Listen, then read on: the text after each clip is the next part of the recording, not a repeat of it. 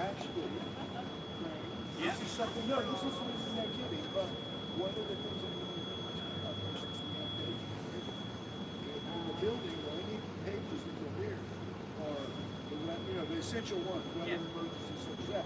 You don't hear just the pages. The reason is it doesn't want distractions. All right, guys, and women and everyone out there, welcome to the Vehicle Assembly Building, where we are bringing you the Pathfinder core stage for the SLS's lift to vertical. So right now, it is on the cranes. You can see a yellow crane protruding out of the top there, and you can see some orange lines coming down from a crane just off camera. I will be zooming in and out a little bit as they lift it to make sure we've got good views all around. But basically we're going to watch them rotate it to vertical, a process that should take anywhere between 15 and 30 minutes, we have been told. So we'll answer your questions as you've got them, and enjoy, and we'll be back for some periodic updates. Just of note, for those of you who are watching, this is an active work zone. People might be moving in front of the camera. You're just going to have to bear with us on that. The Vehicle Assembly Building is an active rocket workplace.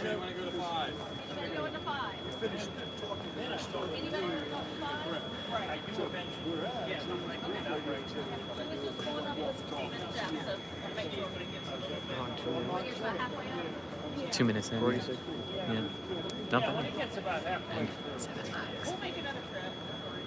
Can I wave? Sure. Go wave.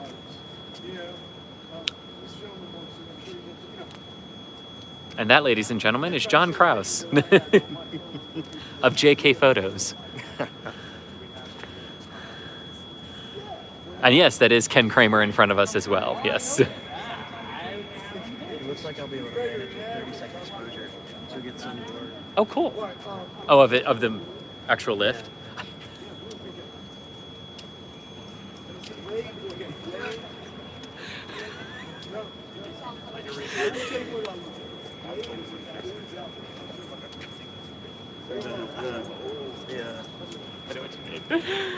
What is Bob thinking about this?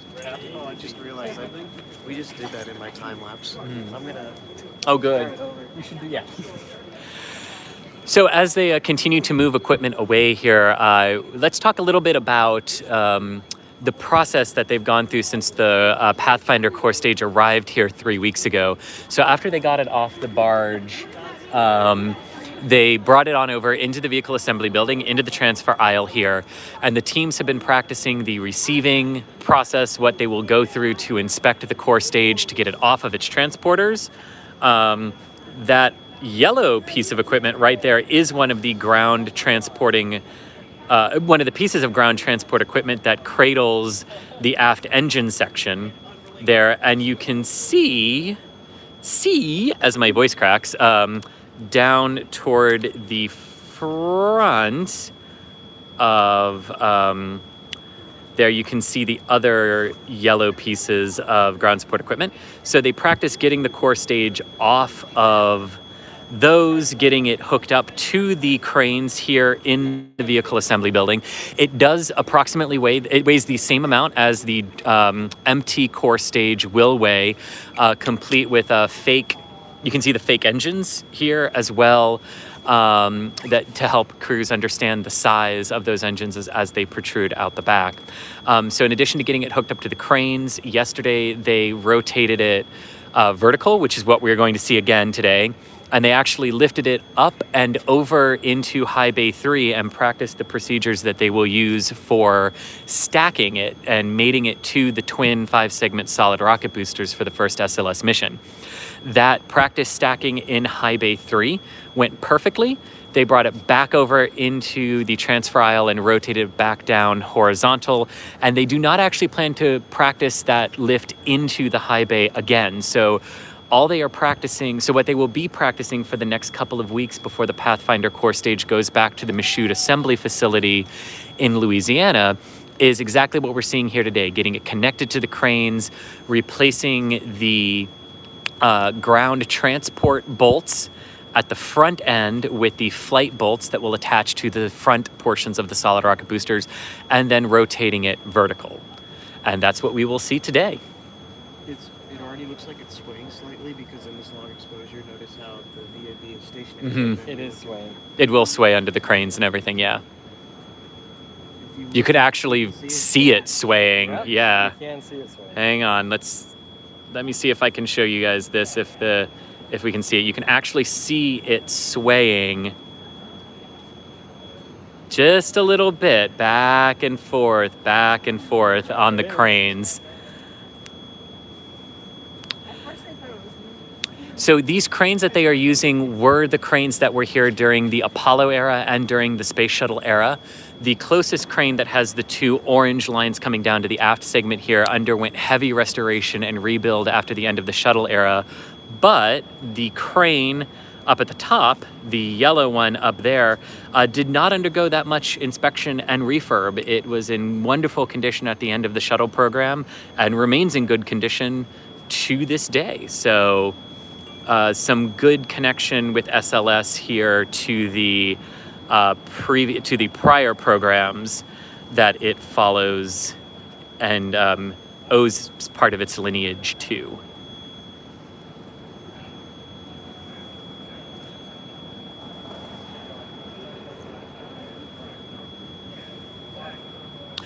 So again, if you're just joining us, they have moved all the equipment away from it, so we do anticipate the lift will begin soon, but we do not have a specific time to give you.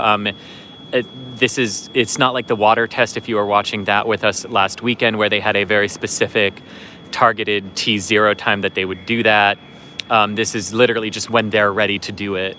So we will have that. So to your question about, is this a real SLS? This is the Pathfinder test stage. So this is the stage that all of the various centers that will have to handle it, Stennis, the Michoud assembly facility, and the Kennedy Space Center, are using to practice all of their ground handling procedures prior to the first core stage's arrival for the Artemis 1 mission sometime next year.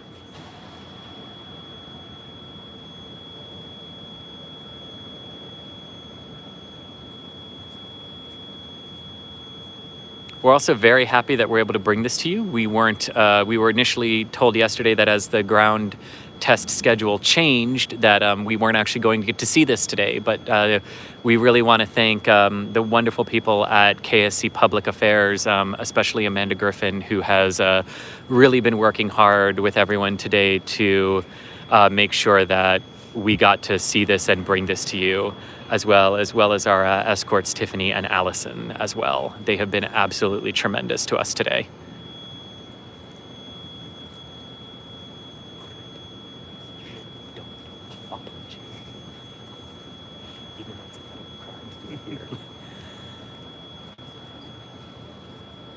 Oh, that's an interesting way to put it. Don't say that.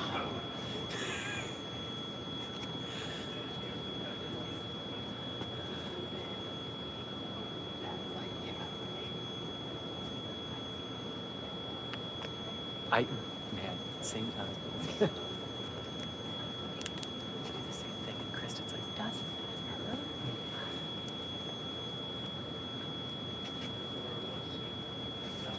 Don't.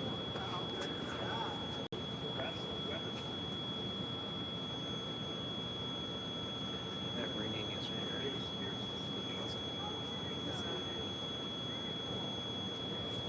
It is moving. I believe it is moving. It is moving, guys. You look at the Yep. All right, the lift has started.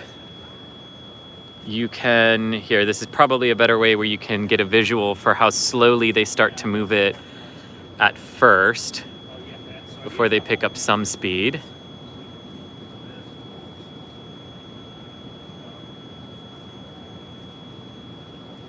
That's what I said.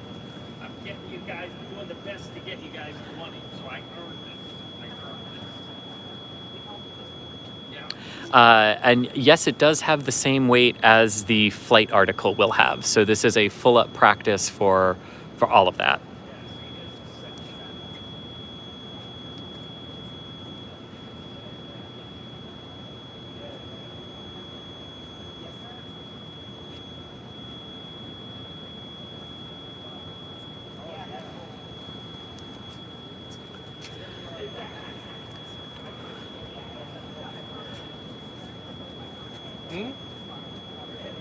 So in addition to this live stream, we also have Tom Berghart here for us, who is on the 5th level of the vehicle assembly building up above the core stage, taking photos of it from below. So we should have some great all-around coverage as well for you here after the fact. See, here's where I just was.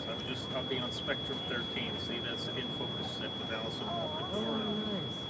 So I'd had to leave the back. So Derek, yes, this Pathfinder element, after it's done here at the Kennedy Space Center at the end of the month, will be put back onto the Pegasus barge and shipped back to the Michoud assembly facility, where they'll finish up their ground test handling test process to work out their final procedures for handling the actually completed Artemis 1 core. Like I said, I earned it because I was all about Artemis, and I'm telling them on the camera because NASA needs the money, so I've earned my trip back. You did. Long term after that, Derek, after it's back at MAF, I don't believe there is a plan for what will happen to it once it's no longer needed as a test article. Yes, that's that part I missed. Yeah, we saw they have four generators. Four John Deere generators down at the bottom. They have their water intake and outtake lines to fill up the balusters or whatever, for the balancing of the aft and the front and the starboard and the port side. They're all labeled. So it does appear that the initial little rotation that we saw here at the end was just to make sure it was perfectly level for the start of the lift operation. It's not moving right now, so stand by and they should begin the actual rotation to vertical here momentarily. Yeah, it was really cool. Then they went down, then we went up to the pilot room, got to pull the horn. Wow, really? So for Eagle Motion right now, SLS is targeted to fly either late next year or early 2021 on the Artemis 1 uncrewed test flight of the SLS and Orion. I didn't know that'd be part of it. So he let me pull it, and pulled it, and, you know, Did you get that on tape? No, I didn't. Because there was no recording it. No, we all just, everybody decided no recording. Because there was some stuff on that was in there, and they were back and forth. Well, they can do this. They can do, I was just like, you know what? We just won't shoot. Yeah. Keep it simple. Another time. Yeah. At least you got the experience. So I got to pull the horn, and you actually, it's like electrical teeth. You gotta kind of push it back in. And Oh, make it really? stop. It's intricate. It's an intricate Yeah. operation. I think it's But they also had because like it's like that way. It's they had a point where they were thinking of having a rear. maybe it's a little bit bigger. Whatever, and the rear tugboat. Starship. The guy keeps turning from the inside of the pilot room, but the guy in the tugboat in the rear has to know whether to gear up or gear down, basically. So because he can't see in front of him and stuff. Yeah. So that's why the guys in the front, they had a new installation of the actual, of an actual like little wheel base crank thing to turn the tugboat from behind. They don't do that anymore because there's problems and stuff. And it's easier just to have one in front. Yeah. Through. The tugboat in front rides a quarter-mile ahead. They had these two anchors that were in the front, and then the tow lines that are actually chains, like this thick, chain links. One of the two liquid They have oxygen certain feed lines ways down getting from the lines LOX tank out up top to the type head boat, below. half this, what's it called? And it will be in reality. Not a monkey wrench. It was a monkey winch or something. Monkey knot or something. Ball that's tied to another line that's tied to a thicker rope. That's tied to a thicker rope. And then toss it out there to catch. Monkey fist. That's it. You have this. Yeah. So yeah. So we had, we went out there. We got a couple of pictures of the Pegasus sign they have on the sides of the pilot. Right. And they showed us the quarters that they live in. Very small room. Like it's maybe 5 by 10. And but they're sitting room, right? Like they got fridge, stove, cooking area, sink, and that's it. Right? Like 2 couches, 2 love seats. Oh, they're all braced, yeah. You can't go anywhere. That was one thing that struck me when they arrived. I don't think you guys were here tonight. No. But when they arrived, they talked to us, and one of the things they told us was about living on the farm. Here we go. Sleeping the whole trip. Yeah. And hearing about the accommodations, which is, has to go. They All right, it's moving, going up. couches and it went side to side, so they had to be careful not to fall out of the bed. Oh, wow.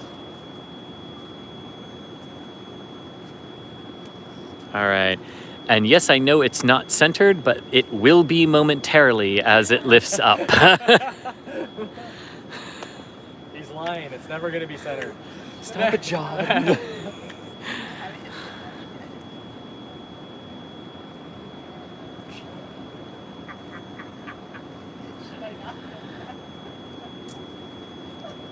We got the artists in front taking the stills. And we got the real media in the back taking the live feeds and the videos.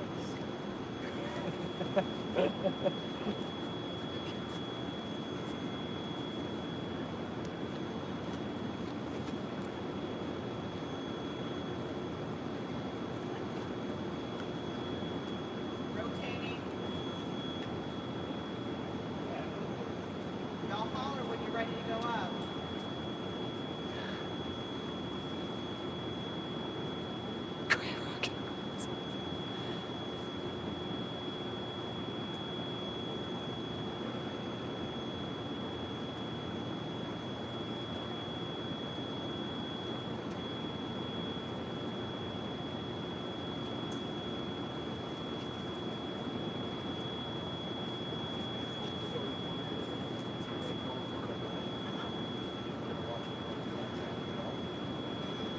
I thought we were.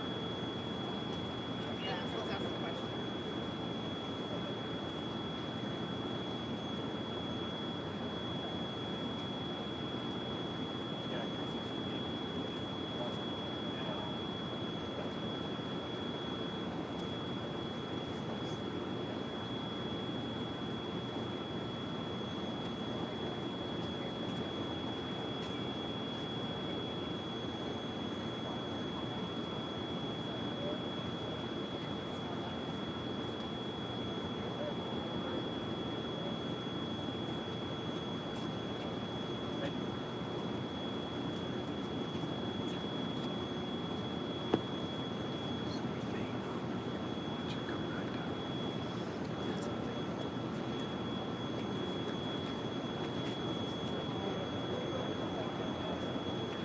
Okay. I paced myself. He did say it's going to stay overnight. Okay, thank you. I'd say, I promise I'm not going to bring calls. Um, I mentioned my dad, that's it's vertical. see, you were right. You were right.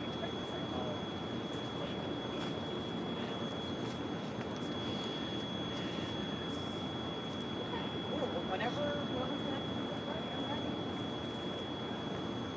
I'll pick it up.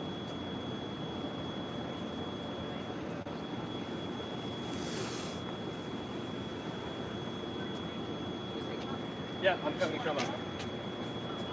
going? Yeah, I'm going up. See you in a bit, Chris. See ya. There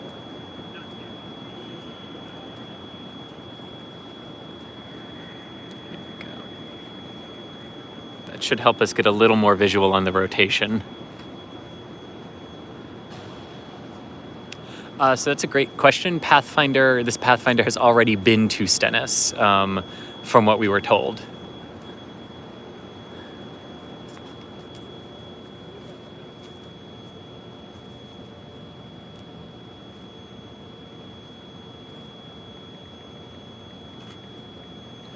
All right, so the aft end here with the engines has stopped rising up, and the forward crane is now lifting it vertical.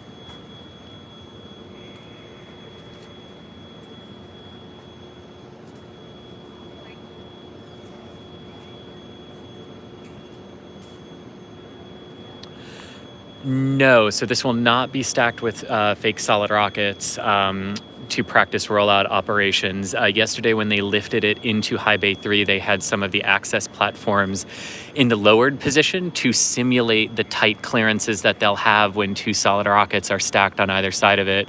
And they nailed that operation perfectly yesterday with no need to repeat it.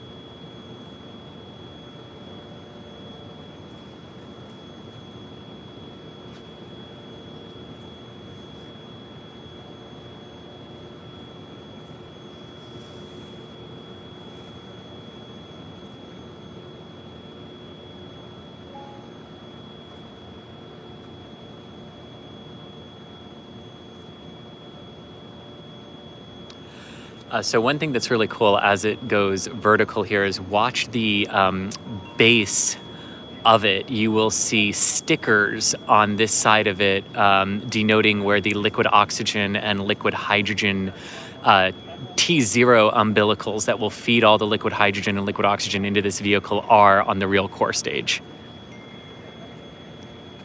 Well, not that this isn't real. You can see it. You know what I mean. And Derek, no, it will not go back into High Bay 3.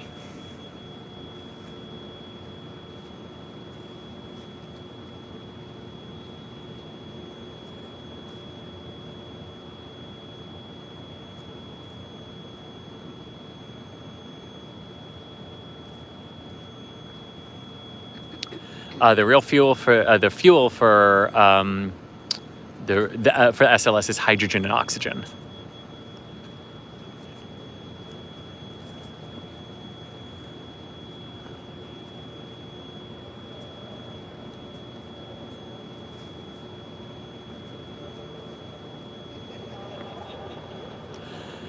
The first flight test per question in our chat is currently scheduled for no earlier than the end of 2020 or the beginning of 2021.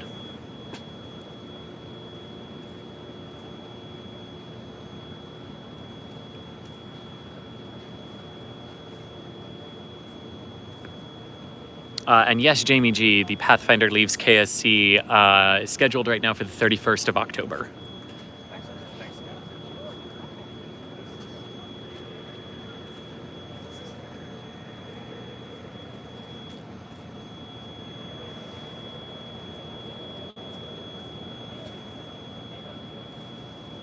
And what's cool as it rotates, you can now see on the top of it the second liquid oxygen feed line.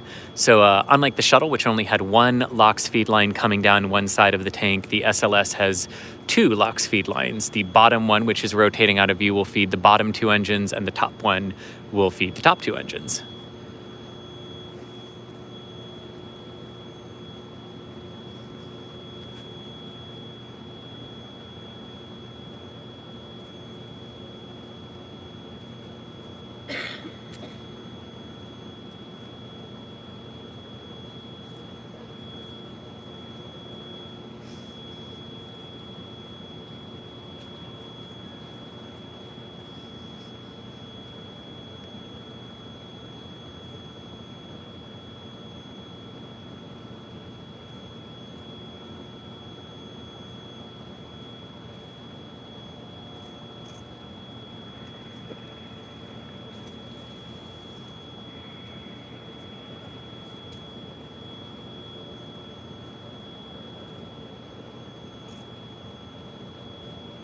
So the engines are the same as were used on the space shuttle. They are the RS-25 engines, and for the first several SLS flights, they will actually use up the remaining stock of the RS-25 shuttle engines that they had at the end of that program before transitioning to the new build engines later on.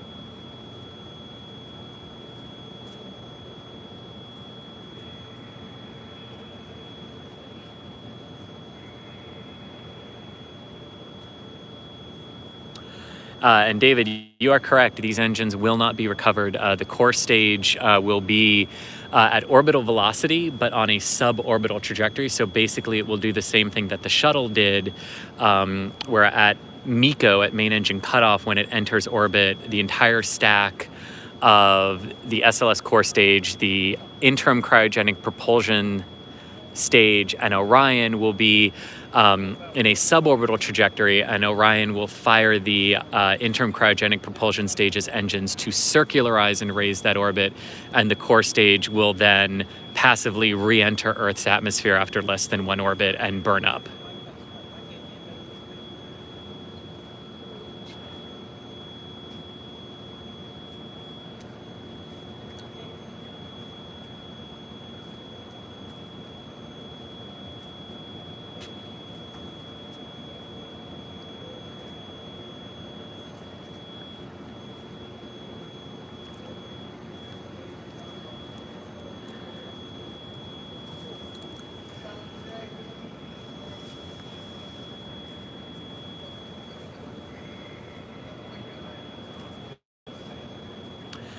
So in terms of the SLS rocket itself, the only part that is reusable is the Orion capsule. On top of it, everything else is expendable, including the twin solid rocket boosters, the core stage, and the interim cryogenic propulsion stage. The main reason for that, especially with the solid rocket boosters, because they were recovered for refurbishment and reuse after the shuttle era, but it was actually determined that for SLS, it is cheaper to simply build new ones with the new 3D printing and composite technologies that we have now. Like somewhere where they said that the space shuttle, that they dropped each booster, each missile was new. So Storm, that's an excellent question. So for those of you just joining us, this is the Pathfinder for the core stage of the Space Launch System rocket. It is a mock-up. It weighs the same as a core stage will weigh when it arrives at the Kennedy Space Center and the Vehicle Assembly Building for stacking operations. And its purpose is to give the teams here on the ground the opportunity to practice all of the ground handling procedures that they will have to do with the flight article core stages for SLS when they begin arriving. Oh, I see. I'm sorry. Thank you. No worries. It's all good.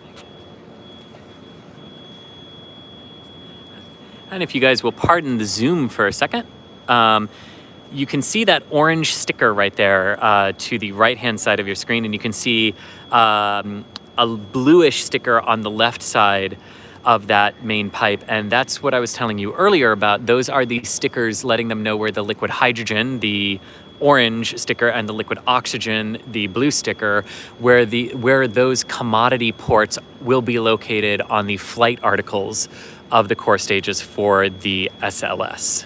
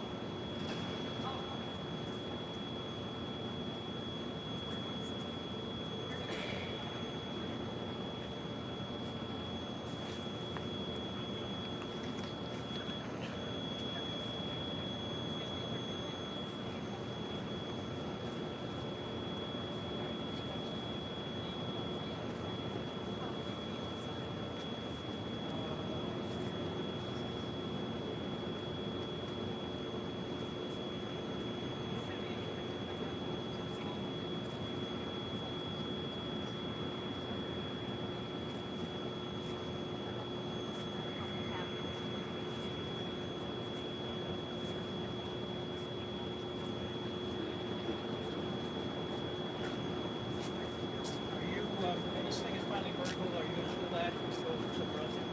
Because I'm going around the side to get a hand shot as close as I can get. Okay, so it's a live stream.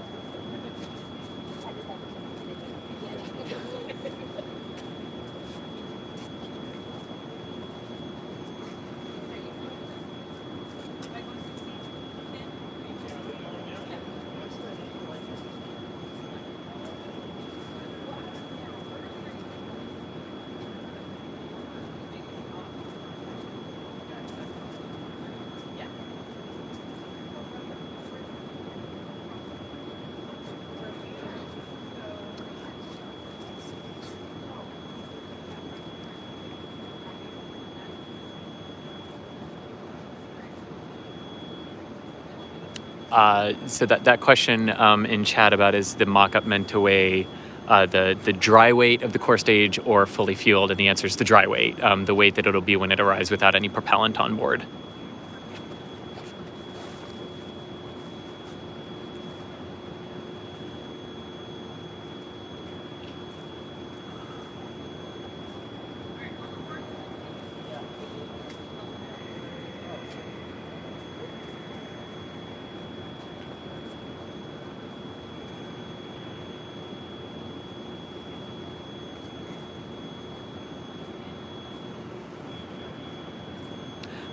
So Das, yes, John is in fact still doing a he is doing a time lapse, and I may have just ruined it for him by walking in front of his camera. No, kidding, but I did walk in front of his camera, but it's fine.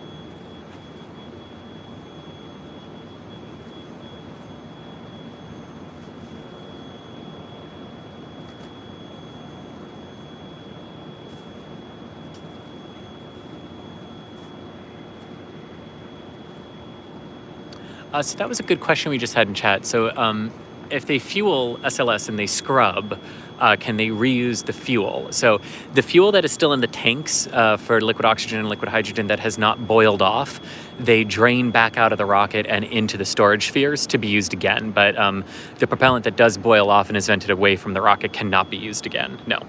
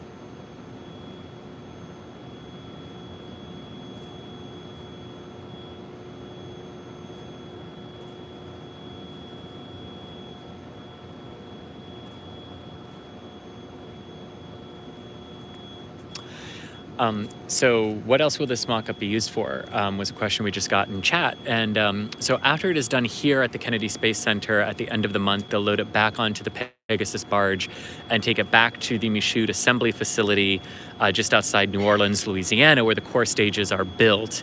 And it will be used there to finalize the various ground handling activities at Michoud that they will need for actually moving around the flight article core stages. Prior to its arrival at the Kennedy Space Center, it was at the Stennis Space Center in Mississippi, where that space center used it to practice all of their ground handling and lift operations ahead of the flight article core stages arriving there for the green run hot fire tests of the 4 RS-25 engines. So ground handling activities entail different things at different facilities. So at the Michoud assembly facility, it involves rotating the core stages for engine installation, moving them from the final integration facility onto the Pegasus barge, attaching the various ground handling equipment.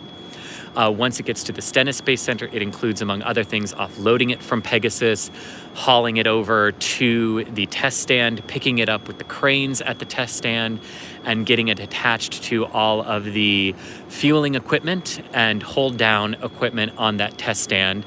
Then undoing that entire process and basically doing everything in reverse to get it back onto the Pegasus barge. And here at the Kennedy Space Center, it's involved getting it off the barge, towing it over to the vehicle assembly building, getting it off of all of its ground transport equipment, installing flight equipment that can only be installed and accessed when the core stage is horizontal in the transfer aisle of the assembly building, and now doing what we're seeing now, hooking it up to the cranes, rotating it vertical, and then what happened yesterday, but what we won't get to see again today because they're not doing it again, is lifting it up and over into High Bay 3 and mating it with the solid rocket boosters.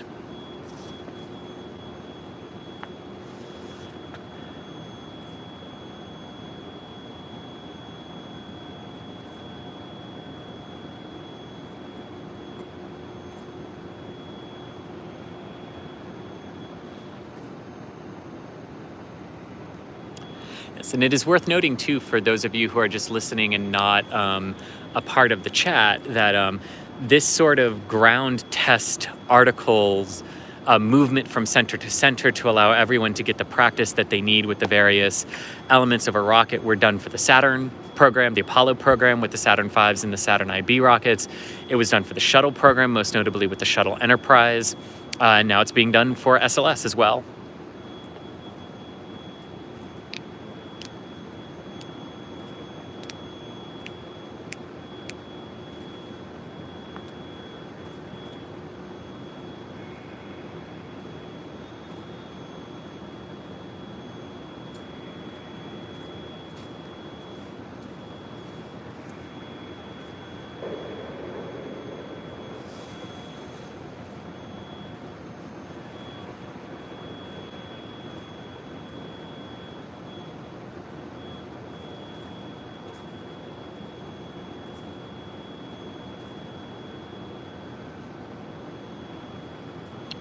So the SLS will launch from pad 39B here at the Kennedy Space Center, the same launch pad that was used to launch Saturn V rockets and space shuttles. It is already fully modified and ready for SLS. In fact, the mobile launch tower and platform that they will stack SLS on and launch it from is at pad B right now. It underwent a wet flow test of its sound suppression system last Saturday. You can check out that video on NASASpaceflight's YouTube channel here.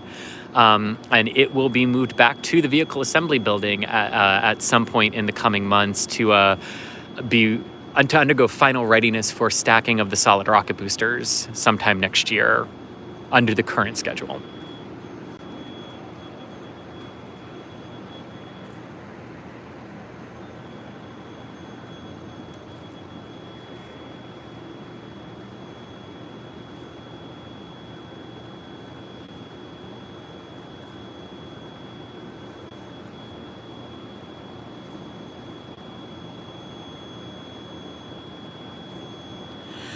So this hopefully gives you a sense of scale, the size of it, that we can't see the top of it anymore. But I am standing about as far away from it as it is tall.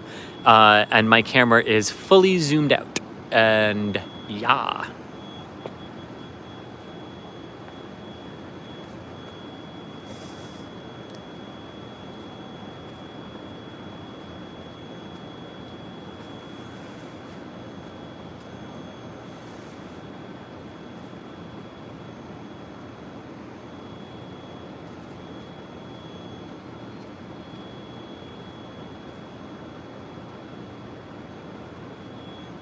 So my camera is fully zoomed out. This is as far back as I can go.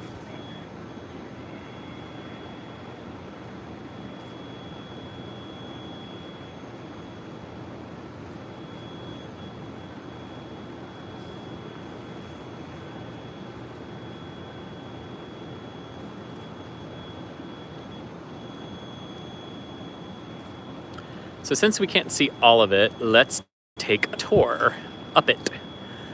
So starting at the bottom, those are the mock-ups of where the RS-25 engines will be.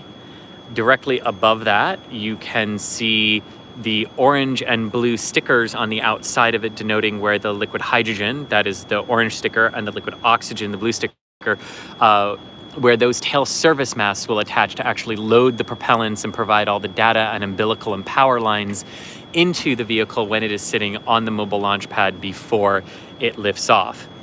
As we go up, the lighter gray tube is the mock-up of where one of the liquid oxygen feed lines will pump the super cold liquid oxygen down from the liquid oxygen tank at the top of the core stage down into the engine compartment.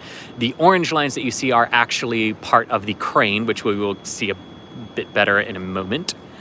So as we continue up, there's the crane that is holding the aft end of the core stage. And as we keep going up, there you can see where the liquid oxygen feed line actually comes out of the intertank region of the core stage and then feeds down. There is a second liquid oxygen feed line on the opposite side of that. SLS will have two. And then the liquid oxygen tank way up there, and the guy in the crane house driving the aft crane. So as we come back down, so just like the space shuttle with its lifting operations and the Apollo Saturn V rockets as well, once it is fully vertical, the aft crane will be detached and the entire weight will be supported by the crane at the top. And that crane at the top is actually what will lift the core stage up and over into the high bay for mating with the solid rocket boosters. It will also be the crane that rotates it 90 degrees to align it properly on the mobile launch pad and to align the attach struts between the solid rocket boosters and the core stage. And that rotation will actually be a rotation to the left if we were to see that. So those orange and blue stickers would move to the left and would in fact be facing the number 4 that you see there. So hopefully that provides a little insight into how the lifting and rotation and stacking process will work for the flight article core stage for the Artemis 1 mission.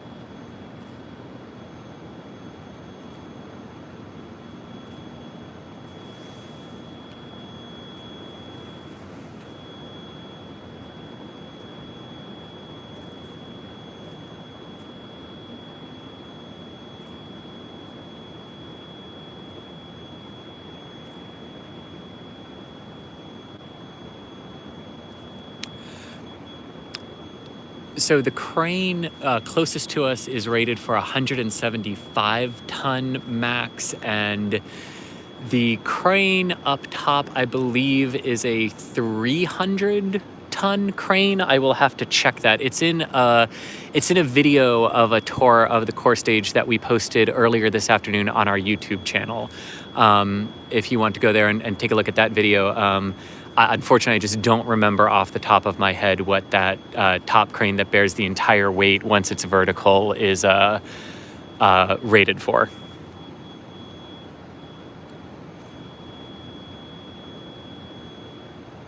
I believe the rotation is done in the transfer aisle, just like it was done partly for the shuttles, but I will check on that, Derek.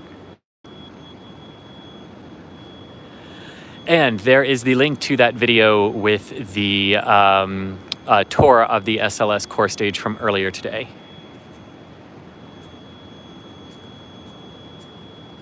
So to help sort of orient people, so we are on the south side of the high bay portions of the vehicle assembly building, the really, really tall 525-foot high section of the vehicle assembly building looking north. At the core stage. So to the right-hand side of your screen, closest to us is High Bay 1, which is still configured for the Space Shuttle program and actually has a shuttle mobile launch platform in it right now and a whole bunch of equipment being stored there.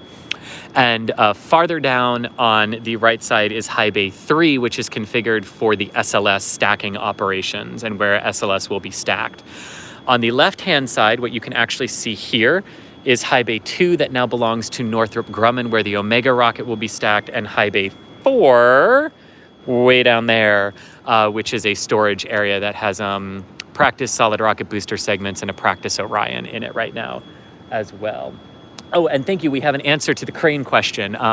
The top crane that will bear the entire weight is rated to 325 tons. The one lifting now has 325 tons, 650,000 pounds. Which translates to 650,000 pounds of capability, not that the core stage weighs that much. Lifting 225,000. Right. So right now it is lifting 225,000 pounds, which is what the core stage weighs. But a good thing to remember is that these cranes are not just used for the core stage, they are also used to lift the solid rocket booster propellant segments, the interim cryogenic propulsion stage, Orion, the launch abort system. They're used to literally stack every piece of this rocket onto the mobile launch platform. And the crane closest to us that we see here, the one attached to the aft with the red wires, will also be used for part of the stacking of the Omega rocket for Northrop Grumman. That crane runs north-south in the vehicle assembly building and can help with stacking operations that have to take place first in the transfer aisle. The top crane up there for SLS, what we're seeing right now, only runs east-west between high bays 3 and 4, and there's another one just like it that runs between high bays 1 and 2. And that crane, which we can't see right now, is what will actually lift the solid rocket segments for Omega and all the stages for Omega into high bay 2.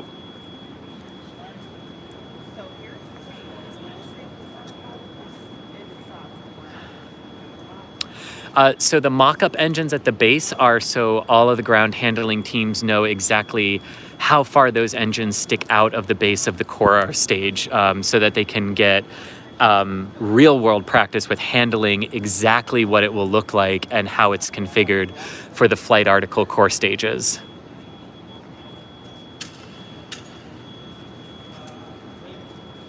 And if you are also wanting to go vertical or get off the floor, we're getting ready to do it now. Okay, it's Because I once think it it's goes I think it's it vertical. stops. Yeah. That's what I'm saying. Like Yeah. we're Okay. getting our last Cool. few shots and then we're heading out. Okay, So cool. we're going to go off the floor. And folks, that is going to be it for our live stream today. The core stage is vertical. It will remain vertical overnight before they bring it back horizontal tomorrow to practice that procedure as well. I am up now to join Tom, our photographer, up 34 levels up in the vehicle assembly building to get some video and photos of it as well that we'll have to share with you later. Thank you so much for joining us. Please follow us and subscribe to our channel on YouTube, and make sure you enable notifications so you know whenever we go live. We never go live for trivial matters, so it's always something you're going to want to see rocket related in the world. But thank you so much. Please follow NASA Spaceflight on Twitter at NASASpaceflight. And I am Chris Gebhardt. I am at ChrisG_NSF on Twitter. Thank you so much, and we will see you later. And don't forget, the next launch around the world is currently slated to be the Northrop Grumman Cygnus resupply mission to the International Space Station at 9:59 a.m. on the 2nd of November out of Wallops and the Mid-Atlantic Regional Spaceport in Virginia.